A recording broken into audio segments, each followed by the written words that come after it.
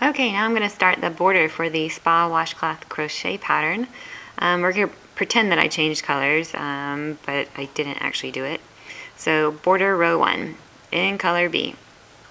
Chain 1, turn, single crochet across except skip next to last stitch and single crochet in last stitch. So that's 1, 2, 3, 4, 5, 6, 7, 8, 9. And what we're essentially trying to do is get down to an even number of stitches. So I can either do it there, or I can do it in the top of this chain 2 from the previous row. You could single crochet 2 together, but I think that would make a bumpier stitch. You can always experiment. Crochet is really forgiving. So there's 10. I hope I counted correctly. So now we need to go to border row 2. So I'm going to chain 1 and turn, and then single crochet in the same stitch, and then I need to single crochet again, and then I need to make a puff. So what is the puff? Let's go back up because it's been so long. Puff. At any cage stitch, yarn over and pull up a loop 4 times. That was 1, 2, 3, 4, and pull through all loops on hook, or yarn over, pull through all loops on hook. Okay, let's go back down to the pattern. That was a puff. Now I single crochet across the next 3. So 1. It's always interesting to try to get that last one to close up. 2, 3, and now I make a puff. Oops. I'm trying to make a fancy puff.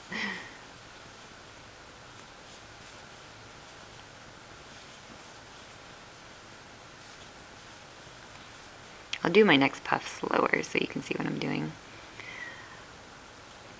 Okay, and I need to do another 3 single crochet.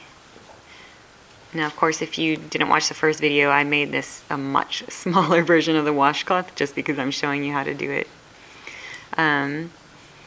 But you would repeat that until the end of your row, and you should end with 3 single crochets like that. So now border row 3. So I'm going to chain 1, and now I'm going to make a puff in that same stitch. 2.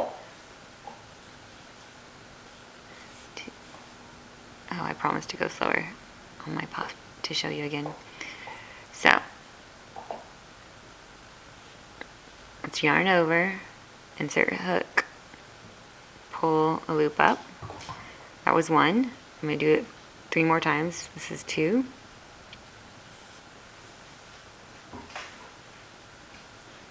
3. And make sure you don't make it too tight. Like I always kind of pull up like that. And this is 4. If I miscounted, please forgive me. And then I finally yarn over again and then pull through all of those. Sometimes I do a little twisty. Also, this type of hook is better than this type of hook for puffs, because you see the wooden one on the bottom, the hook part sticks out less than that one. This one sometimes gets caught up in the yarn. So if you have the luxury of multiple hooks, then you can switch to this kind of hook for this pattern, or at least for the border. So I think I have to do, yep, single crochet in next 3. So that was 1, 2, 3, and then I make a puff. 2, 3, 4. Oops, and that happens sometimes. 1, 2, 3, 4. 1,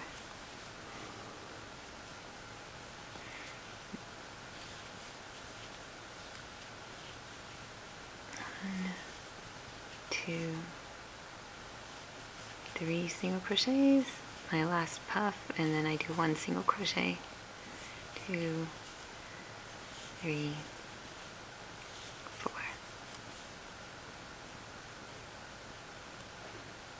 I think I can recover that. I think it's easier to do puffs with non-cotton yarn, but we want to make fancy washcloths. And that was our last single crochet. So border row 4 is a repeat of border row 2. We're essentially just doing this thing again across. I am going to skip that for now and just show you the border row 5, which is the last border. So I'm going to chain 1, and then I'm going to make a picot in that first stitch. So what does that mean? Let's go back up to make picot. First single crochet in the indicated stitch, so this single crochet, then chain 3, and join with the slip stitch to the single crochet just performed. So the way I'm going to join that is that was the single crochet, but I'm actually going to grab both of those front to, oh, I don't even know if you saw that, sorry. This whole video, keeping your work in the video window is a little difficult sometimes. So there's the single crochet and the 3 chains.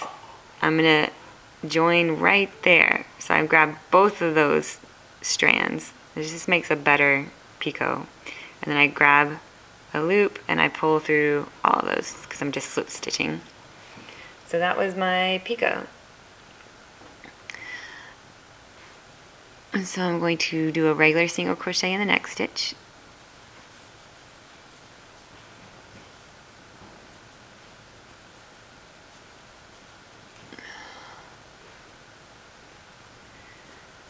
And then I'm going to make a picot, which starts with a single crochet, chain 3, 1, 2, 3, and then joining with a slip stitch to both those bars. And I'm going to do another single crochet,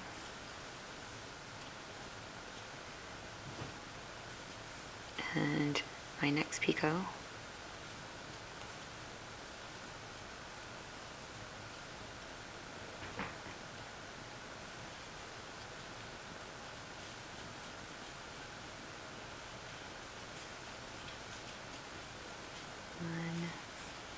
Next picot,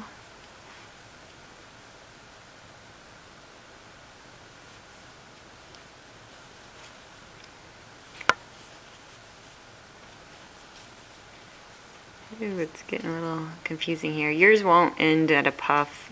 It was because I was lazy and didn't want to finish my last row.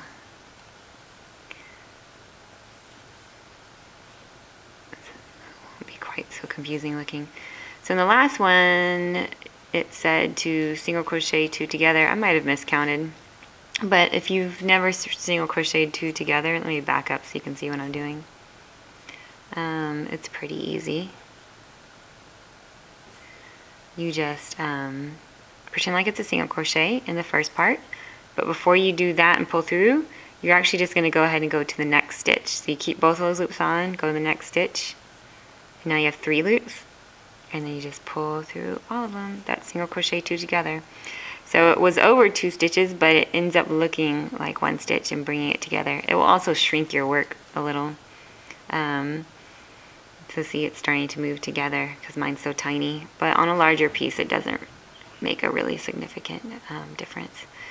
So I hope you enjoyed that pattern, and if you have any other questions, let me know. And please check out some of my other patterns on Etsy and Ravelry. I have the bath mitt for this, and I have a cute little view carry towel, an old French quarter towel. So yeah, thank you very much.